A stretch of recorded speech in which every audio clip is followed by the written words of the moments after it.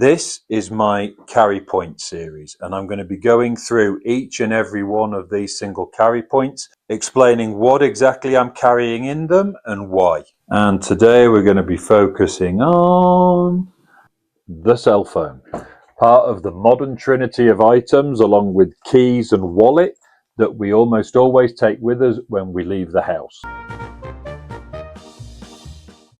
We might go out without a multi-tool, we might go out without a folding knife, we might even forget to put a watch on coming out of the shower, but the chances are if we go out of the house, these three items will be with us. And today we're going to be having a look at my phone and my watch. So this is my day-to-day phone. It's an Oppo Reno 6 5G Android. It came out in 2021. My 13-year-old son says it's getting a bit slow for gaming, but it does everything I need, so it stays for the time being. So I was born in 1973, which puts me firmly in Generation X. And the inside of my phone case, as you can see, it's reasonably busy. My mother was born in 1946. That puts her right at the beginning of the boomer generation. She's staying with us right now, so I've got a spare bed here in my office. And as you can see, there's birthday cards and stuff because she's just hit 80. So this is her telephone. As you can see, the case is nice and robust as well. It's a similar wallet case, but have a look at the inside of this. Lots of handwritten notes, a pen for taking notes. These are all cut down to size. So this is basically an extension of a wallet or purse. Now, because these wallet type cases and the flap type cases are so good at protecting the screen, when my own children, who are my daughter's 18 today actually, and my son is 13, when they started carrying phones, I tried to get them to use one of these cases. Now, my daughter's reaction was and I had to stop because I thought her head was going to go all the way around. And my son, to his credit, he did last 2 weeks with one of these, and then he came home from school saying that the other kids were picking on him because he had a grandpa phone. Most Gen Z phone cases tend to be about self-expression above all else. For example, this one with lots of bling bling glitter. And then we have this one, which belongs to a friend of my son's who is currently here with us, with a really nice black and red vivid color scheme. So that just leaves the millennials who want protection, but without the bulk generally of a wallet case. Their phone cases tend to be about identity expression, some protection, with occasionally some nostalgia from their childhoods, like anime or something like that. Anyway, from an EDC perspective, it's more interesting what is actually carried in the phone case than the case itself. So let's see what we've got in here. So many people now, they don't carry their wallets anymore, because now with a phone you can pay contactless using point of sale credit card machines. However, I like to carry here a Wise card in this one slot, so I have two slots here. I carry a Wise card. This allows me to hold money in different currencies, and I carry one piece of ID in here, in this case my driver's license. My other ID is in my wallet, and I don't tend to carry my passport. And then in the second slot, what I like to carry is firstly a magnifying card. Now these give 3 times magnification. I've seen them on Amazon for something like 100 of these for $15. It's a bit difficult to show because the focusing lenses on the phone will also be fighting with this, but this is very useful, especially for reading small print on things like medication and whatever. These make very good gifts for people, actually. If you're out with friends who are also of a similar age, 45, 50 plus, eyesight starts to go, whatever, just hand this across to someone who's struggling to read something, and they think you're fantastic. And then if you say, don't worry about it, keep it, I've got loads at home, well, there you go. They think you're really kind as well. And people go, wow, this guy's always prepared for everything. And your reputation as an EDC guru meister grows exponentially and spreads far and wide throughout the land. And then also in the slot here, I keep 50 euros. So that is purely as backup. That just stays in here.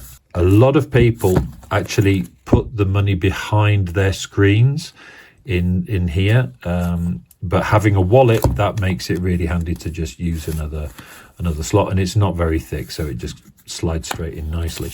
And then also in there I keep a piece of note paper which is the size of 4 credit cards, And this is useful just for writing stuff down, making field notes or whatever. But when I use this most is actually in restaurants with my son or my daughter.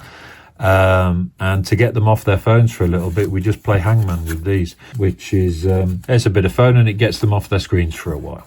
So that's what I carry in the 2 credit card slots. And that begs the question, what is here in the back of the phone if the emergency money is in a credit card slot? Well, there are bigger emergencies in life than running out of cash, and if you've been there, then you'll know what I'm talking about. Let me show you. Oh no, God, no. Yeah, that's right. In the back of my phone, I keep a load of toilet paper. Not tissues, not dainty little tissues for blowing your nose. Proper, thick ply toilet paper, and as much of it as I can actually fit between the phone and the case. Now, when I first told my wife about this, she thought I'd taken things too far and that I was nuts, and she was laughing at me. Right up until the day we took my son for a basketball game where he was playing in a sports centre where the cleaners hadn't been for a couple of days. And the ladies' bathroom needed a bit of a clean down before she could use it. She said, "Have you got any toilet paper?" I said, "You know I do." And since then, I've never been laughed at for this. Which brings me on to the last compartment of my phone, which is this. This is the banknotes pocket. Now, those of you who have seen the first video in this series on my wallet know that I carry sticking plasters in here, just a couple. And here in my phone, I keep a backup. So I have a nice big piece that I can cut off here, and a couple of these, which are specially for ears, but they're very good as general purpose plasters as well. And then I also have, just in case, a bit more toilet paper. Maybe my wife does have a point. So anyway, that's it for my phone. I did also say that I would do a brief showcase on my watch, so let's get started with that now. First off, watches are one of the most personal things that people have. They're one of the most common heirlooms that people carry, and everybody's choice of watch is down to themselves. I'm just going to do a very brief spotlight on mine and explain the reasons why I chose this particular model. So I inherited this 1930s or 1940s gold watch from my father, who inherited it from his uncle, my grandmother's brother. But this, I only wear this on very, very special occasions. My main watch for everyday use, in fact, pretty much my only watch for everyday use, is this one. It's a Casio G-Shock GA100 1A1. It has a resin case in a protected mineral glass. It has decent waterproofing. It has a countdown timer and a stopwatch. The battery lasts about 2 years.